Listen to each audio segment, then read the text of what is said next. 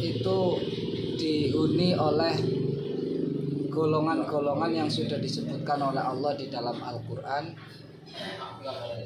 sebagaimana disebutkan dalam ayat ulaika ma'alladzina an'amallahu 'alaihim minan nabiyyina was-siddiqina wasyuhada'i wasyolihin. Dzalikal fadlu minallah wa kafa billahi 'alima. Ulaika hasuna ulaika rafiqa. Sebaik-baik teman adalah mereka para nabi, para siddiqin, para syuhada dan para sholihin. Para nabiyin tidak mungkin kita bisa menjangkau lah. Mereka itu adalah orang-orang pilihan Allah.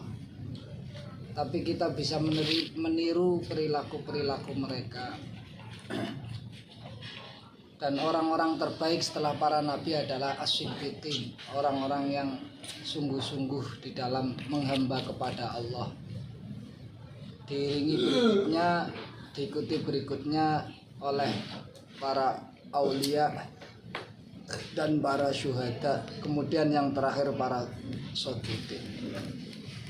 Sahabul Hasan Asyadzili radhiyallahu anhu pernah suatu kali mengatakan ada 4 perkara yang mana jika kita bisa mengerjakan 4 perkara itu, kita akan digolongkan menjadi orang-orang yang siddiqin, orang-orang yang sungguh-sungguh menghamba kepada Allah. As-siddiqin ini adalah derajat yang paling tinggi setelah para nabi. Ini kalau melakukan 4 perkara ini akan tergolong menjadi as-siddiqin.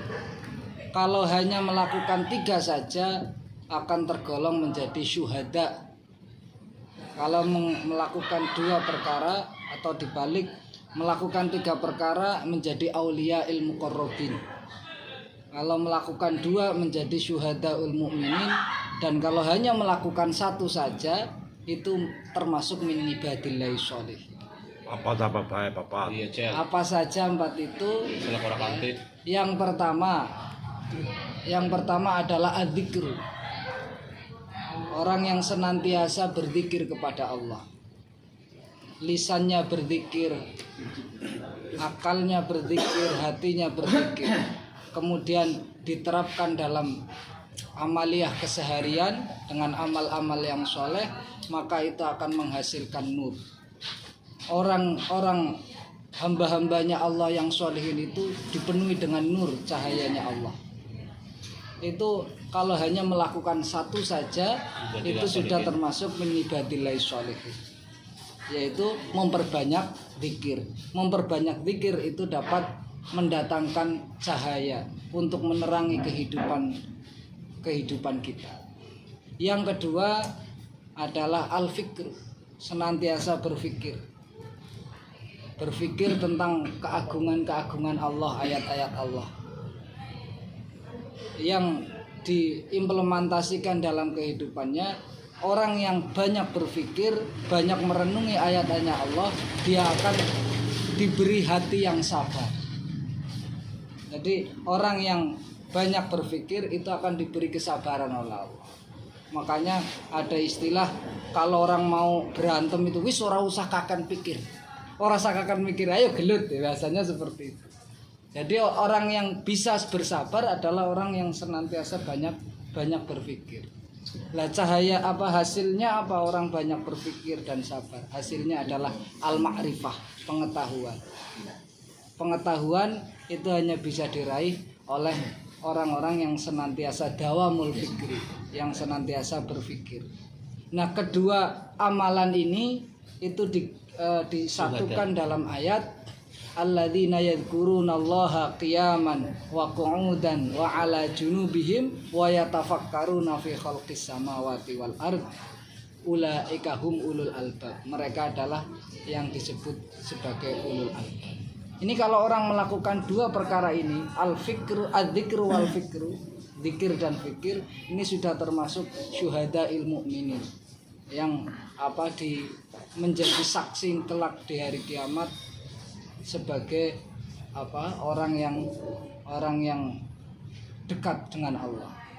Kemudian yang ketiga adalah auliaul muqarrabin. Ini derajatnya di atas syuhadaul mukminin. Auliaul muqarrabin adalah orang-orang yang senantiasa hatinya itu iftiqar ilallah, selalu butuh kepada Allah. Bukti daripada orang yang selalu butuh kepada Allah, setiap saat selalu butuh kepada Allah adalah senantiasa bersyukur. Diberi nikmat sedikit apapun dia bisa bersyukur. Itu menunjukkan bahwa dia itu orang yang selalu butuh kepada Allah.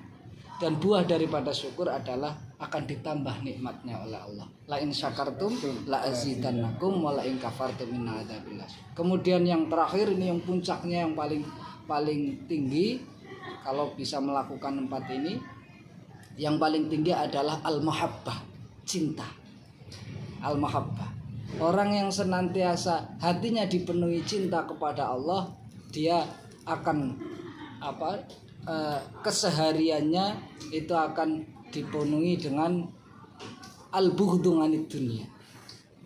Jadi ciri-ciri orang yang mahabbah ilallah itu al-bughdu anid dunya. Dia kehidupannya zuhud dengan kehidupan dunia, tidak cinta dunia, tapi cinta kepada Allah itu berlawanan dengan cinta dunia. Kalau cinta dunia kau mengaku cinta kepada Allah, itu cintanya bohong. Jadi itu berlawanan ya, cinta dunia dengan cinta Allah. Kalau cinta Allah pasti benci dunia. Kalau cinta dunia pasti di situ tidak cinta Allah. Lah buahnya adalah nanti di surga akan bertemu dengan Allah, sementara Allah itu ridho. Radhiyallahu anhum wa radu anhu. Sodako Sayyidina Abul Hasan Asyadzili. Ya semoga kita mendapatkan keberkahan dari ilmu beliau itu, dan kita bisa mengamalkan paling tidak itu satu saja, kita sudah digolongkan menjadi hamba-hambanya Allah yang soleh. Semoga kita dijadikan hamba-hamba Allah yang soleh. Allahumma amin. Amin. Assalamualaikum warahmatullahi wabarakatuh. Waalaikumsalam warahmatullahi wabarakatuh.